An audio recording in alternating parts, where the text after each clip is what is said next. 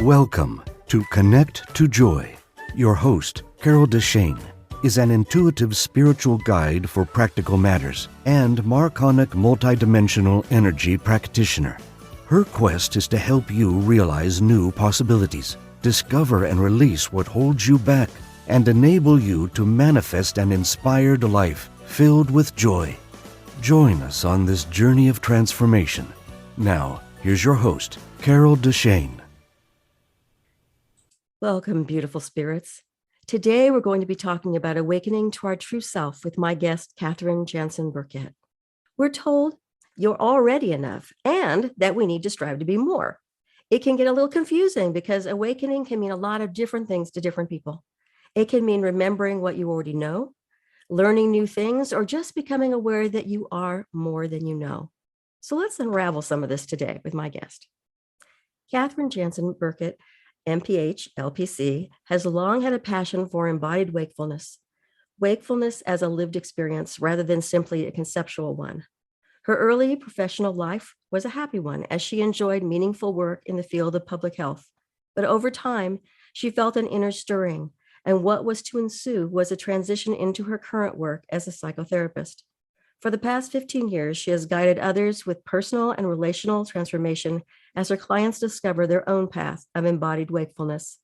Now, Katherine is thrilled to bring her work forward in her first book, River to Ocean, Living in the Flow of Wakefulness. She presents 9 aspects of wakefulness within a framework of the inner and outer world. She not only offers powerful ideas, but ways to integrate each with an inspiring story from the field. And she's also going to be offering our listeners a special package of relationship tools, and we'll talk about that towards the end of the show. And I really enjoyed your book, Katherine. Thank you for being here. Yeah, thank you so much, Carol, for having me. I'm excited to be here. Well, why don't we jump right in? Because I'm always curious, because my change to being a life coach happened due to a shift in my life. And usually there's big shifts that people happen in their life. And that's the reason why sometimes their life makes a dramatic shift. I was wondering, how did your career as a therapist and author come about? It came about in a very surprising way, even though, and we can get into this if we'd like to, Carol, early in my life, my dad was a therapist and I started doing personal work in the form of seeing therapists. I really loved my journey in public health and in just healthcare. So I was securely in that. I was actually just at a personal retreat in my late 30s in California. And in this retreat, it was, do you have a dream? Do you have something trying to happen in your life? And I literally got the call from the universe, you're going to be a therapist. Now, I already, having not graduated from high school, already had a master's in public health and retirement set and the finishing of 2 of my 6 children. So this was not a convenient call from the universe. This was like, what and how? And it was a lot about trusting, but it was so clear. And I just discovered a wonderful program through a local university, Lewis and Clark, and decided, well, if I'm going to do this, I'm even going to do private practice. I'm really going to trust. I'm not going to work for someone else. I'm going to let this kind of come through me. So it was really listening to that call, not getting hung up on some of the details of the how and the when, and it's changed my life. It's changed my marriage. I wouldn't be the same mom that I am. And I was really excited because I'm not the therapist to my children, wanted to offer my book to my clients and my kids and friends of just what I learned along the way, having come through a lot about how to be wakeful in our human life. Well, what brought you to write the book? Again, a kind of sense of a calling. I've just always delved into personal growth and have had many spiritual teachers and felt like a couple of things. My background in public health, a lot of people are scared of therapy and they can't afford it. So I felt like I really wanted to give people the kind of handbook of like, okay, you don't cherish your body. Let me help you with that. You don't have freedom from your mind. You're caught in your thoughts that you believe and your rabbit holes. Let me help you with that. You're scared about death and dying. Let's embrace it. Let's really dive into conscious relationship. So it was not just a book about these wonderful ideas of living a conscious life. It was really practical. And again, my main dedication is to my kids because I can't be their therapist. But I wanted to, before I passed, I really wanted to give them something that they could return to in any part of their life to feel like they had some, resourcing. I like the metaphor that you use with the river. So, do you want to explain a little bit about that for the listeners? Sure. So the premise of my book is spiritual from the standpoint of we're all connected to a greater whole. However, any of us might connect with that or resonate around that. I use the word God only one time and then back off from that because it isn't a religious book. And so part of our large experience happens, of course, through our human journey. And so when we think of the ocean, it's vast, and it's a big body of water. But there are many rivers that feed the ocean. And the metaphor of we are our own river kind of honors the uniqueness. Sometimes some rivers just have a really easy way to the ocean. Others have a lot of mountains to climb, rocks to traverse, and some of us relate to that. So it captured the uniqueness of the human journey and our own preciousness of ourselves in that individualism in a way, but also that we're part of that larger whole. And I'm also a really big nature person. So I thought, maybe a nature metaphor is a way for people to connect with these ideas. I know it made a lot of sense when you were explaining about some of this in the book. Mm-hmm. And it was funny because sometimes I'll go to the end of the book in order to see if there's a summary. So in case I don't have time to finish the whole book. Mm-hmm. And I looked at it and I went, okay, I think I need to read this whole book. Let me check sections and see it because sometimes I just don't have time. And Sure. if I'm doing too many guests at once, and it's like, oh no, okay, well, sometimes you just have to read the whole freaking book because you need it. You need to be able to get through it yourself. So it was a gift. So thank you for writing that. Wonderful, wonderful. Well, thank you for acknowledging. Were there any struggles particularly that you went through that helped you clarify some of the things in the book? Well, struggles about the journey of writing and publishing, or just or life in general, either way? True. Yeah. It's not a memoir. I also felt like and now it's actually almost 20 years of clinical practice. There's so many stories of the hard work, the struggles of others, not just my own, of kind of getting out of the ego, healing our trauma, kind of persevering, even now these days with what's happening in the world. And so not just the ideas, and then ideas of how to put those ideas into practice, like intrinsic worth or befriending oneself, but also these stories from the field are about the kind of the struggle to get there. So if we were to pick any particular aspect of those 9 aspects I wrote about, for example, in Embracing Death and Dying, one of the stories is a man, he is still living, but he is close to his death. It's one thing to say embracing death and dying, but he has terminal illness. Like, this is really it. It's rubber meets the road time. And so when he wrote his story from the field, it was so inspirational that he actually, by facing death, not running from it, he has experienced a better life through this process now. That's what I wanted the book to really resonate with for people. These are real people, and this is very, very, it's not impossible to have the experience of transformation in those struggles.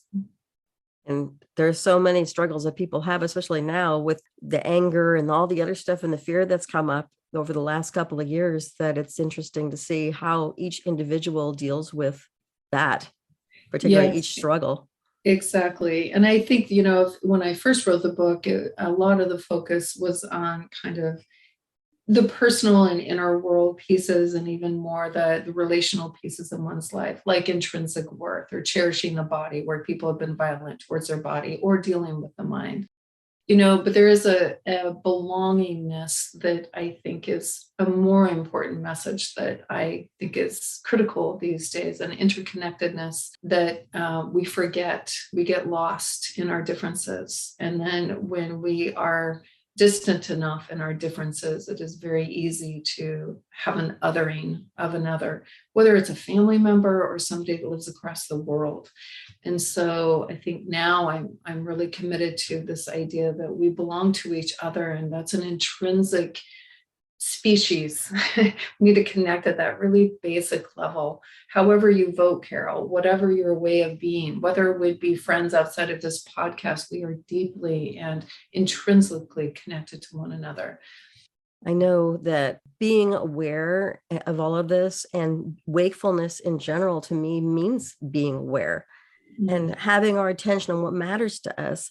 And I kind of think of awakening and wakefulness as part of the same thing. So what does wakefulness mean to you? So we're kind of on the same page. That's a great question. And by the way, I think it's kind of gotten a political spin these days of woke. So I'm a little annoyed because I was right. This came from the older version or older idea of wakefulness, waking up to one's life.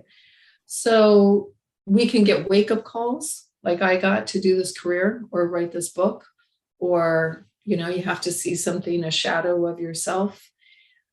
It's also can be more nuanced than that. Sometimes it's not as dramatic, but it's just as powerful to be awake every day, to wake up to your life and say, am I coming from love or fear? Am I coming from a sense of separation or connection? And that's not to not have boundaries, but that to me, it's more the applied, embodied, every day. I am myself at best, my most conscious self. And so for some of us, that goes right into daily practice. That means we have honest relationships and invite others to be honest with us. We are approachable to that, which is my marriage, which are the relationships I have with my children. So it's a very applied idea of it. It's not lofty. It's not just, go to church once a week and a feel good kind of thing. It's more like, where am I not wakeful? It's to get us the most mileage. To wake ourselves up, just to even be aware of that. Mm-hmm. And we have that inner voice that really is here to serve us. And why I like the idea of intrinsic worth is if I'm asleep, if I am not treating myself or someone well, if I am abusing the environment, there's a part of me that knows that. But if that fallibility, if that humanity is shameful to me, I'm actually going to shut down that voice, and I'm not going to see where I'm asleep. I'm not going to be wakeful in my life. It's critically important to have that sense of intrinsic worth where I get to be human and fallible, and I'm not perfect. And then I can see more honestly and truly what is. I can see that shadow without my worth being on the line. Sometimes I know we do that to ourselves, where we're definitely judging ourselves constantly as a human being, instead of saying, no, it's just what's happening.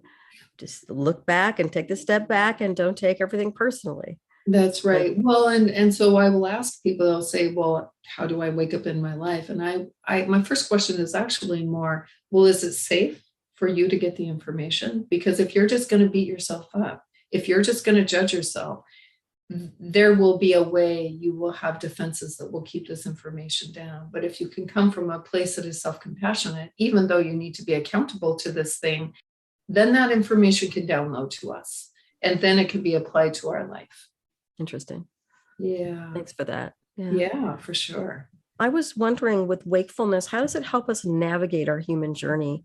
Because I know being aware and awake, we don't go through like sleepwalking. I mean, we want to be aware of what's happening. We don't want to do that. So we need to pay attention and let each lesson be obvious to us, as you said, if we feel safe. But how can that actually help us? Maybe I already asked that question. I don't know if there's That's okay. deeper. Well, what's popping in to offer as kind of an additional piece might be 3 things to keep in mind.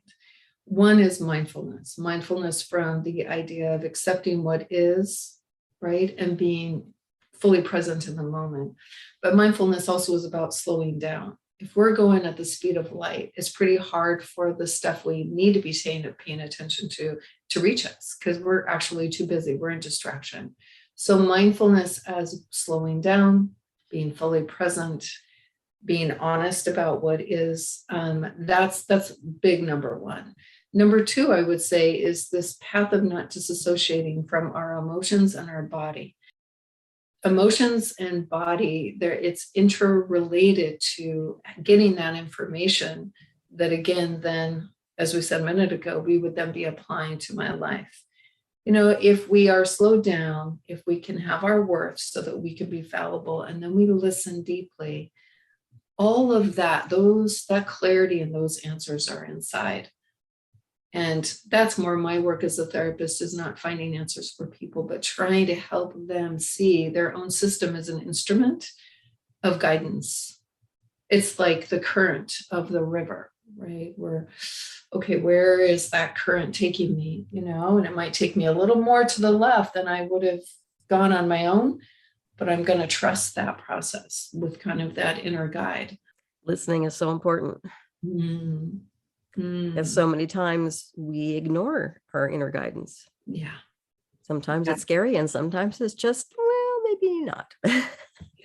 Yeah. And like mine, super inconvenient, or like it's a nice idea to be authentic in our relationships. But if I'm going to be authentic in my relationship, am I going to lose that relationship? Like, it backs up into some pretty basic and important clinical pieces that we as children formed a brain around whether or not we were to listen to ourselves, trust our inner voice and wisdom, be able to bring authenticity, and let that just unfold, even if there's consequence to that, versus pleasing, which is fine, except if I do need to have that boundary and that displeases you, I need to be able to have a boundary and hope that our relationship can survive that. Well, I know that you talk about befriending yourself, which is funny because I have an older podcast that's all about how to be your own best friend. So I really identified with that particular part of what you were talking about.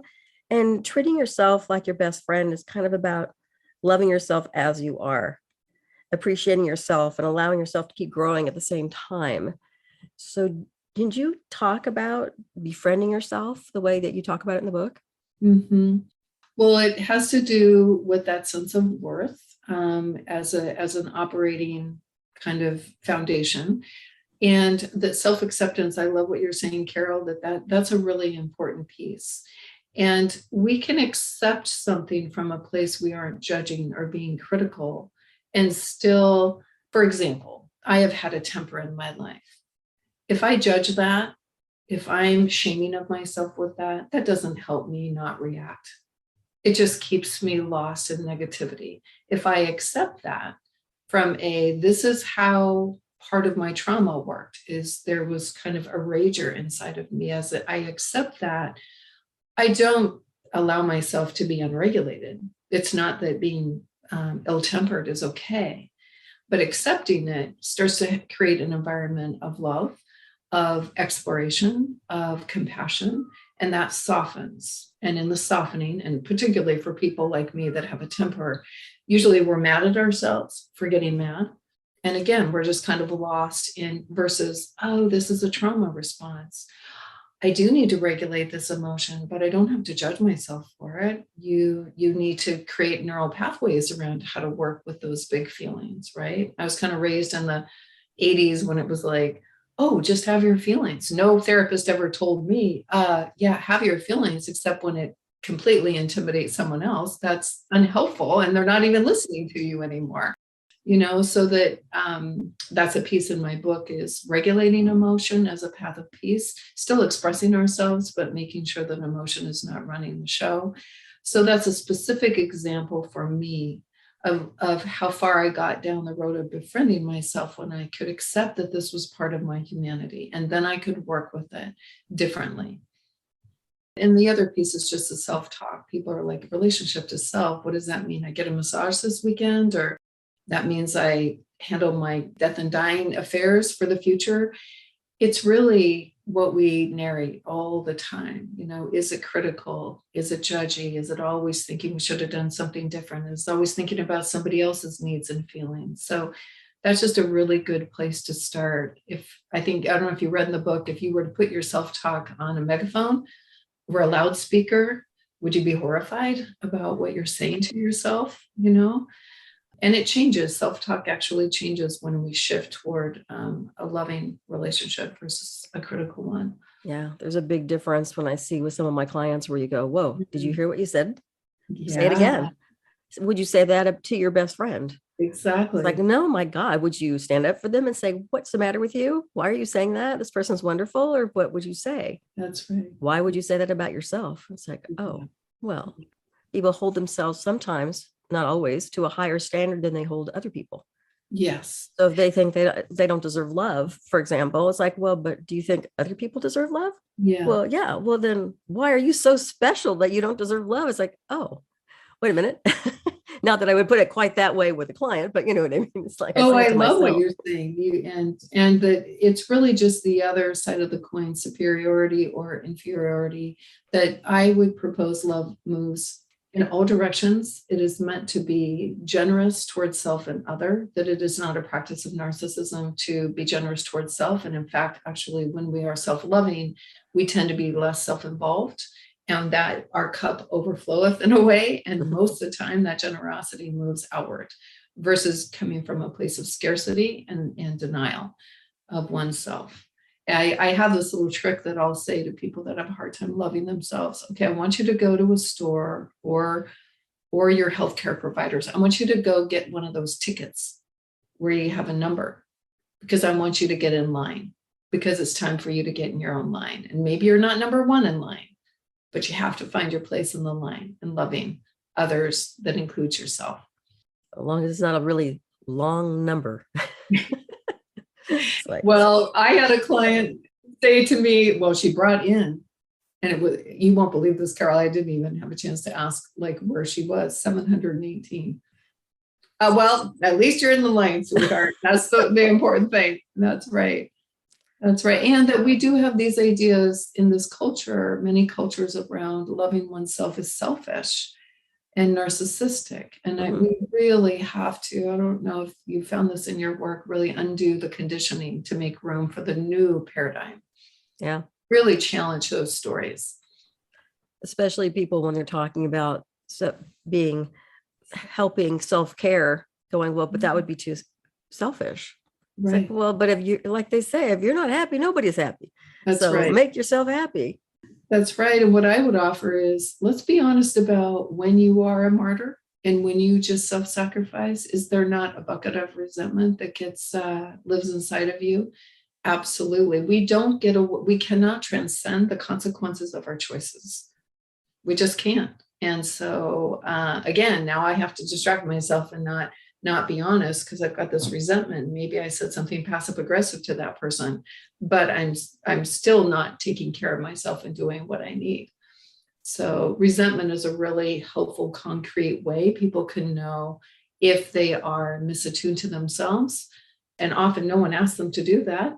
You can say, no to me if I'm asking you to help me move this weekend, and that's okay. I can handle that. But what I might not be able to handle is that you resent me if you do say yes, but you don't really want to. So that kind of has to do with having a conscious relationship with others, because you had mentioned that in the book about how to have a conscious relationship with others. So is that kind of what you're referring to there? Yeah, I didn't know when I kind of answered the call and went on this journey to be a psychotherapist, how much I would be doing couples work. If we think about infidelity rates and the divorce rate, it's kind of no surprise. I also am in a blended family, and I have fought very hard, as has my husband, to have a conscious relationship with one another. And that's because sometimes we've been very unconscious with each other. And so these tools that I've developed that I'll share with your listeners if they're interested, 3 in particular, one on communication, one on repair, and one on bridging differences, really comes from the belly of my own life. I definitely saw that clients needed more than I could find. Like nonviolent communication, for example, is a wonderful body of work, but I was seeing things that were not addressed that I was seeing in the room that needed to be in there. So I developed the C model, and it's 1 page, but it involves a lot of different pieces of having a conscious communication, conscious conversation. So those elements, it's not just loving people. It's not just practicing kindness. you got to really get into the weeds sometimes about day to day, month to month, what it is to be conscious in a human relationship, especially the long-term ones. So that's the spirit of and that's actually one of the biggest chapters actually is conscious relationship, because I go through those kinds of tools and the idea of emotional regulation and boundaries and even uncoupling consciously.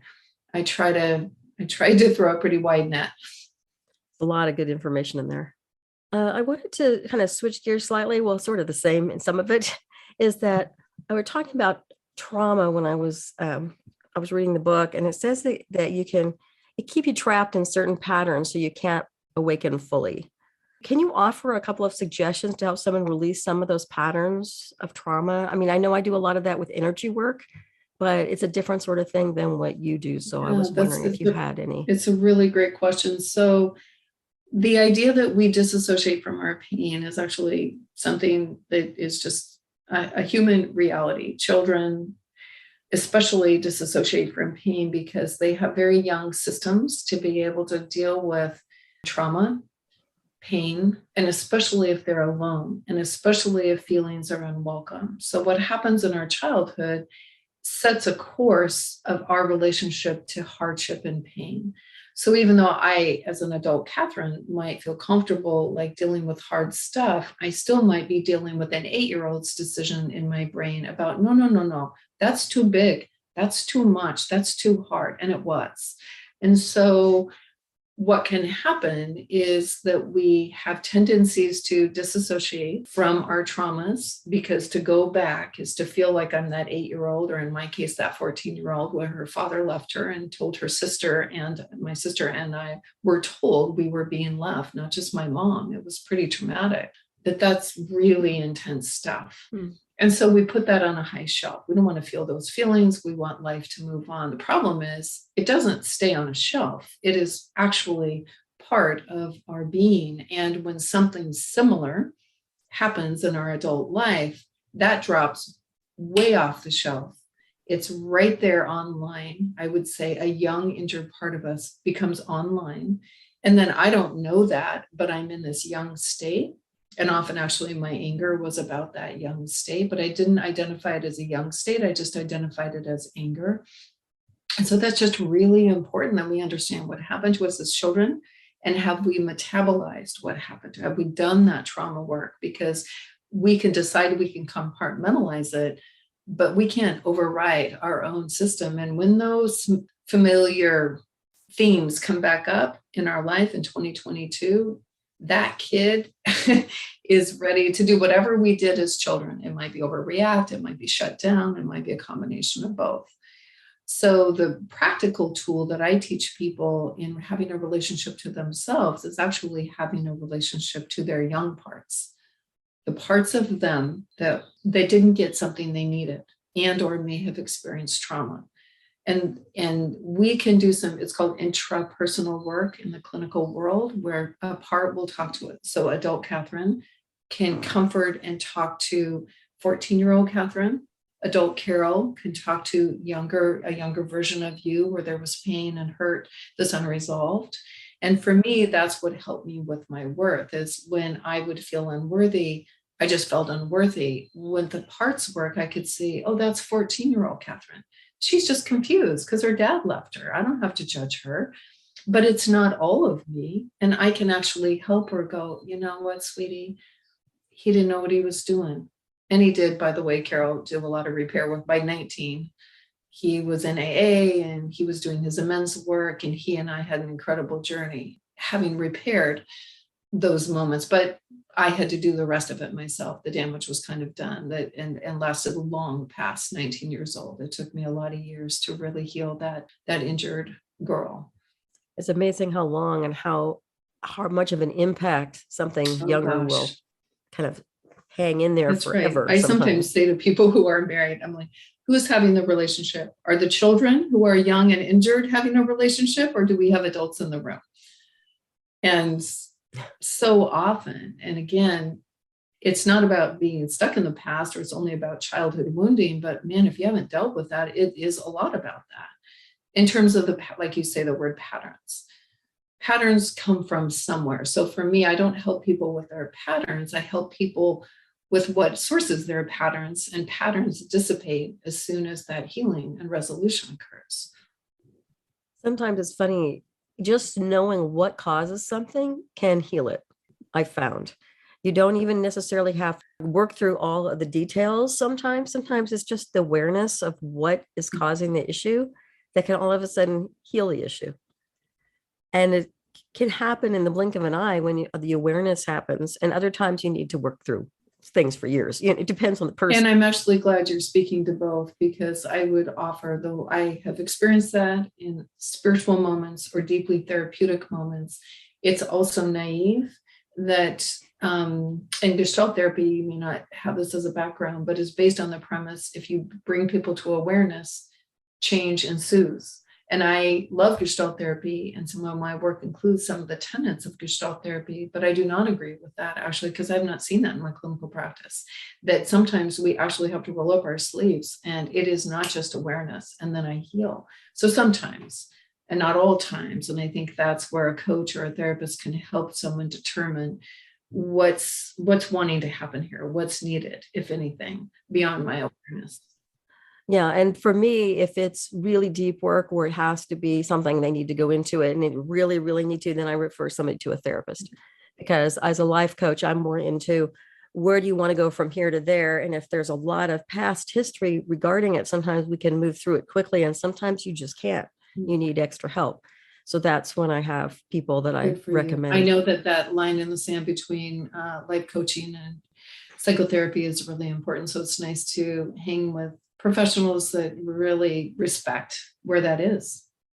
Well, and I have oddball things that I do, like past life therapy and things like that, which is different from other people since I read past lives, which can help people understand why they're interacting with someone in a different way than you would. You go, what was our original thing that we're supposed to learn from this? Oh my God, really? Yeah. I already learned that. Why am I dealing with this person anymore?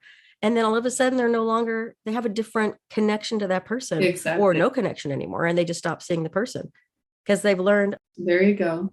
I'm done. And other times it's like, oh, yeah, I have to learn that.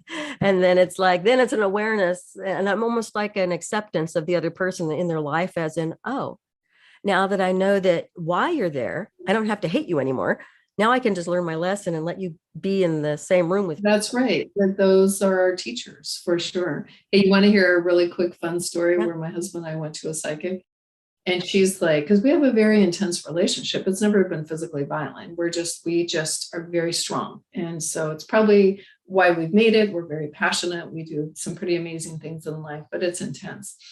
So the psychic sat down and she's like, oh, you guys have had many, many lifetimes together. It's like, oh, really? She said, actually, usually you kill each other.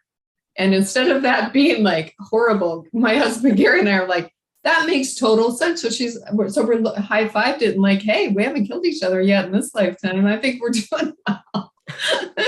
But it very much explained a really intense dynamic that can happen at times.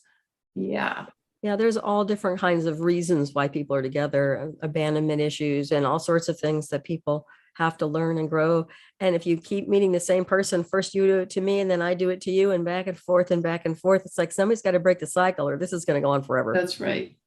That's right. And even if only one person does, the other person may still have to learn it, but they can do it with someone else. Yeah. They don't have to, keep the same cycle with the same person.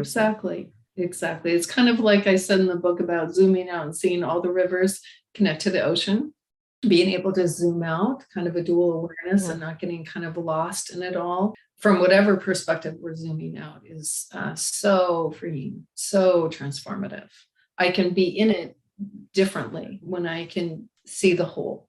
And that's something I always tell people if they're meditating or whatever they're doing in order to even connect more to that consciously awakened self. Zoom back, take a step back, and don't be so in the middle of everything that you see nothing. That's right. Except for like the anger, the whatever that is. You have to take that step back. That's right. And it helps for me to hook into a higher consciousness, which is whatever that means. You say you don't talk about God, but I don't really either. I just talk about my higher self or my whatever I feel is my higher connection. That's right.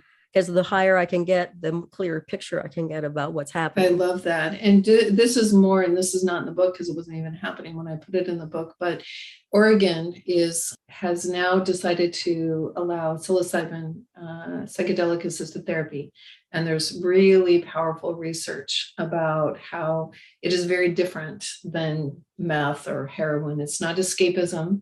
It is not for recreation. But the war on drugs really shut down some deeply important healing modalities and breakthrough therapies that are now have made their way back through the legitimacy of our system. And it's the same kind of thing, but at a neurological level. It's like these medicines for not just 8 minutes and not just 8 hours, but it's looking like research-wise about 8 days, take us out of the default mode network. And that is huge from a trauma perspective, and that, okay, then I can settle down. I'm a vet. I saw horrible things or did horrible things in Afghanistan or Iraq, right? But my brain can't go to that trauma. I can actually zoom out, begin to move through that trauma, and then hopefully, and this is why it needs to be with therapists, and it needs to be in a very important environment, that we keep that openness beyond that 8 days. But that's an integration piece. So it's different than people doing those kind of substances and ritual, even, and with reverence, with the therapeutic piece of making sure we integrate, then we're expanding our default mode network. Are those things like ayahuasca and things like that? Ayahuasca is one. That's not what got legalized. Psilocybin is mushrooms. MDMA, which is known as ecstasy or Molly, but that's when it's used as more of a street drug. It used to be legal in the 80s. MDMA was used for couples and hospice work. And that's actually in 2023 also coming down the pike.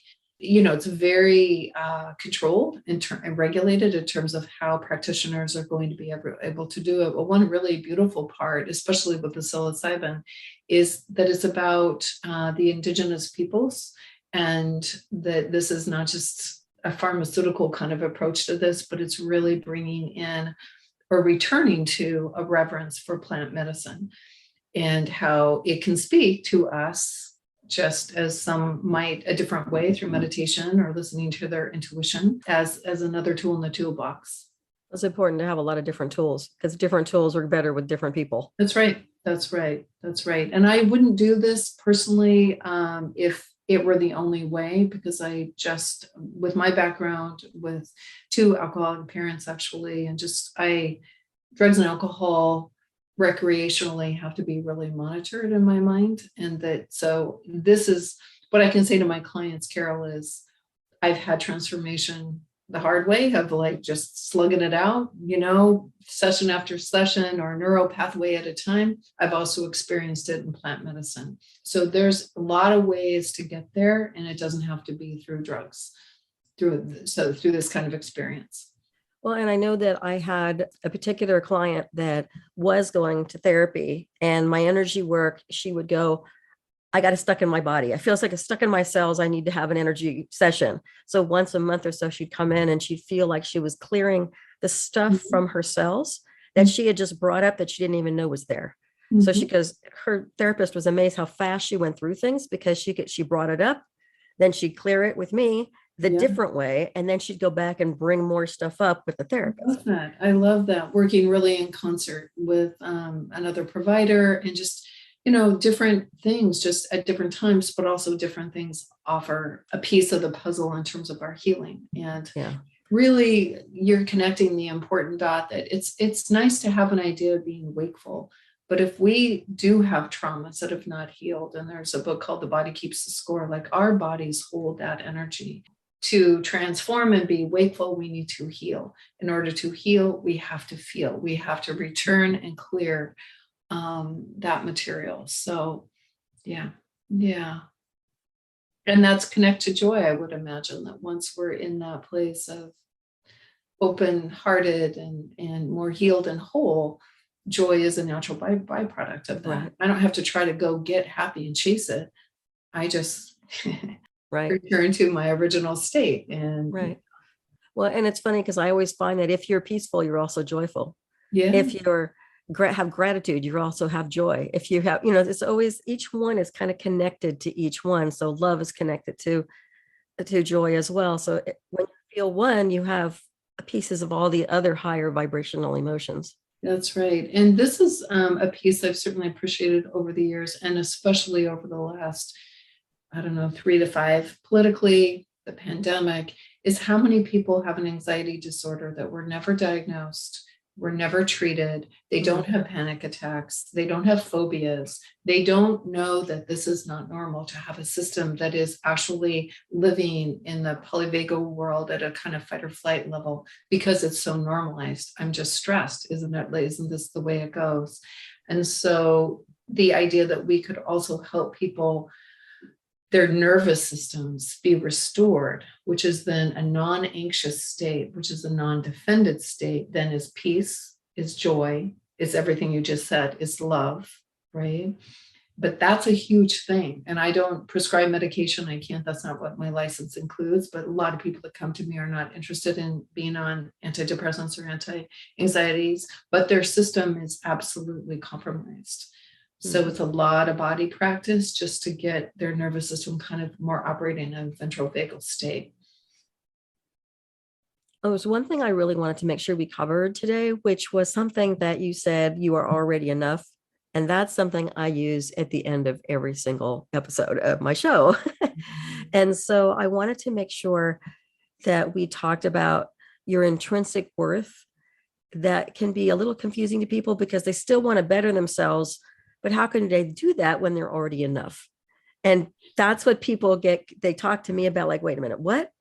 So I was wondering if you could share with our listeners a way to maybe better explain the difference between bettering ourselves and that statement that we're already enough. Yeah. So if I'm chasing a betterment that gives me worth because I don't have full worth, like esteem that goes up and down, we need to stop and not chase, because it's operating on a false premise that I have to do something, and that I could even do something that would create more intrinsic value to this being. So intrinsic worth is intrinsic. Hard stop. The path of evolution, that path of growth you were referring to, actually comes out of loving ourselves and is part of just the human journey. Just like there's developmental markers for children, they learn to walk, then they learn to like, evolution is not that they become more worthy because now that baby can walk instead of crawl. That does not create worth.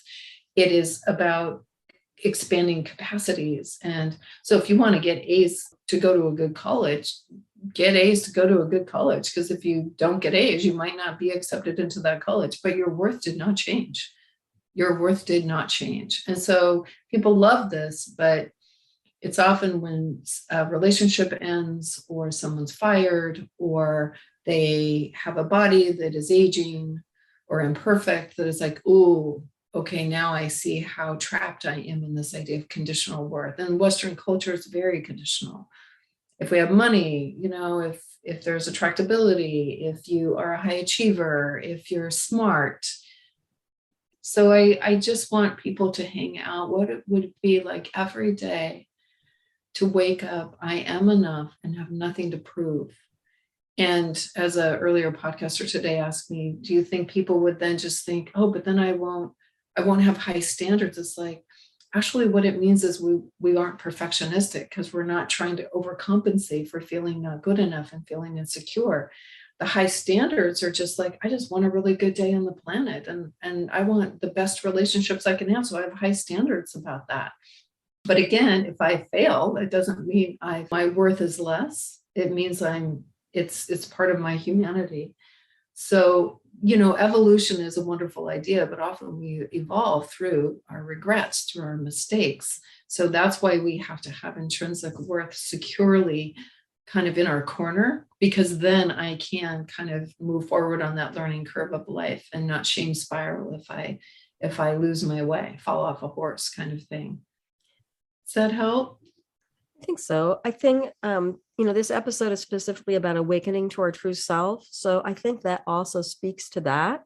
Yeah. And is there anything else that you wanted to mention maybe about that? For me, I find that having more trust in ourselves is important. Having maybe the willingness to go into silence, which a lot of us are not, because we are talk all the time and we don't listen very often. Yeah. So a lot of times to what the universe is trying to tell us, Yeah. or what they're trying to knock us over the head with because we're not listening in the first place. Right. Right. Well, if you get quiet, and in deeper, longer stints of meditation, one can find this place that we are love, we are, and that is a natural state for us. So to me, I'm not helping people create their intrinsic worth. I'm helping them undo ideas that it isn't already there.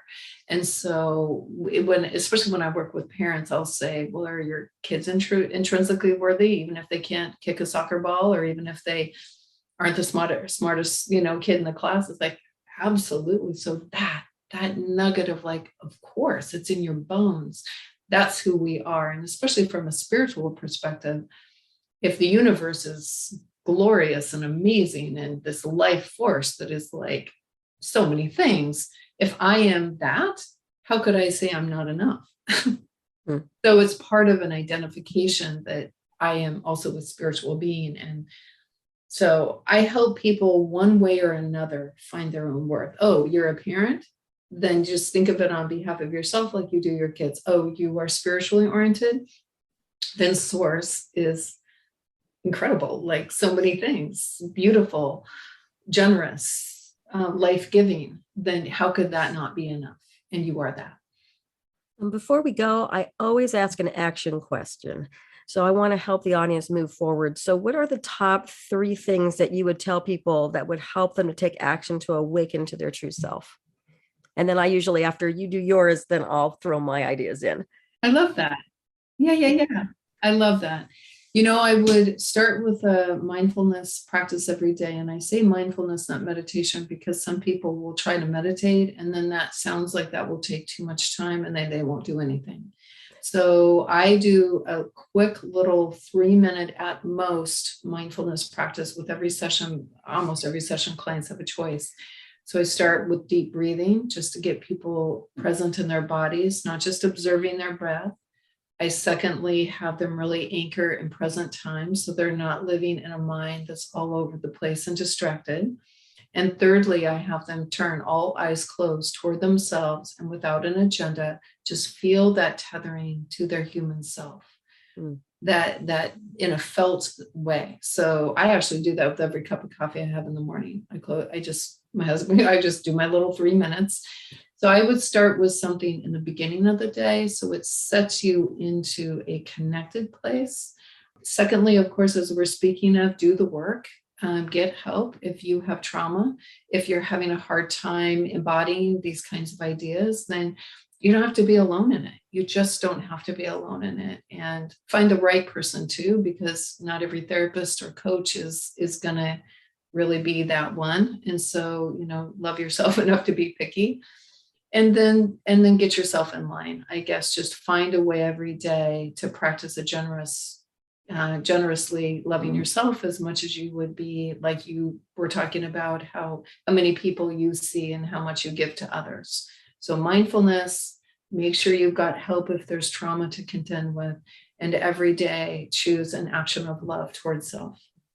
And it's funny because part of mine are kind of related to part of yours when I was looking at it. My first thing is to let go of resistance and not to let things that come up that you're struggling with to struggle so hard. Because if you embrace what you're resisting, it's easier to move through it rather than fighting it and strangling the hell out of it. Sorry. Right. It's like, I hate this thing. Why does this come up? It's like, no, just be at peace with it and allow it to embrace what it is instead of fighting it the whole time. Whether it's a person or it's an incident or it's COVID or it's whatever it may be. And then to keep gratitude moving through your life so that you can always learn and grow rather than taking that resistance thing. Find some gratitude for what it is and keep reaching higher and connect to a higher source so that you get better information. And that's kind of my three things. I love that. And if I could quickly throw in, I don't know if you know the poem Rumi wrote called The Guest House. It is kind of what you said of this, like just welcoming everything as a seat at the table, whether it's a circumstance or, our sorrows. And that when we're not in resistance and fear, something really transforms. Now, before we go, you did want to mention about the package of relationship tools that you're going to offer to the listeners. I thought maybe you might want to explain a little bit more about that. Yeah. So the three I'd be happy to offer are actual tools. And it's kind of a way to be conscious in our relationship, but have kind of a left brain approach to it, not just intention, but actually a structured way and important ideas to keep in mind. So I have one called the C model. And I fashioned that. It's an acronym for self-soothing, expansion, and exchange. But it's fashioned after the movie Avatar, because if you watch that movie, the first one, second one's coming out, when they didn't say, I love you, instead of saying, I love you, they would say, I see you. Mm-hmm. So the C model is a package of, it's a communication process. Then the HEAL model, HEAL, is actually for repair work. And I find that, again, it's so important that if we try to forgive someone, but it lives in us as an injury that has never actually been processed, or how we've injured others, self-forgiveness, that act of repair, people don't know how to do that beyond saying, I'm sorry. And my work includes an atonement piece. And then the third tool is called bridging differences. And it's just to help people find an option that's truly a win-win. It's collaboration, which is not always easy, but a much more sustainable path for people together to find a collaborative approach. So, and how would they get that? Would they email you, or what's the best way? Yeah, they can email me. And I don't know if you have a chat box or something that you can put in, but I'll put it in the episode description. That's great. So at my energy online at Comcast.net, which is energy counseling, INNERGY counseling, is my practice within my overall, book publishing and teaching stuff. So they can find me there. Okay, great. Okay. Well, and I want to thank everybody for listening to us today, and especially, of course, my guest, Katherine Jansen-Byrkit, for discussing awakening our true self and lots of other really cool stuff that we were talking about. Now, you'll find in the show notes links to both my and Katherine's social media and our websites. And you can get more information about Katherine's book, River to Ocean, Living in the Flow of Wakefulness, on her website. And you can also purchase it directly from Amazon, I noticed, when I went looking for it out of curiosity. Nice. Yeah. If you'd like to know more about life coaching with me, intuitive readings, or marconics multidimensional energy, either to receive the energy or to become a practitioner, please reach out to me either by email at carol@connecttojoy.com or through my website. And Katherine, thank you so much for joining me here. It has been a true pleasure. Oh, me too, Carol. Thank you so much for having me on your show, and take really good care. Thanks. And until next week, be courageous and reach higher. And remember, awakening is a journey and not an end destination. So just take one step at a time, get the help you need, and get out there and find your joy and speak your truth. Make you a priority, because you deserve it. Thank you for listening to Connect to Joy. If you love the show, make sure you rate, review, and share this podcast, and subscribe so you never miss an episode. Contact the host, Carol DeChaine, with questions and comments, ideas for future episodes, or if you would like to become a guest. And remember, transformation is a journey and not an end destination. So be kind to yourself, because you are already enough to have the joyful, limitless life that you desire.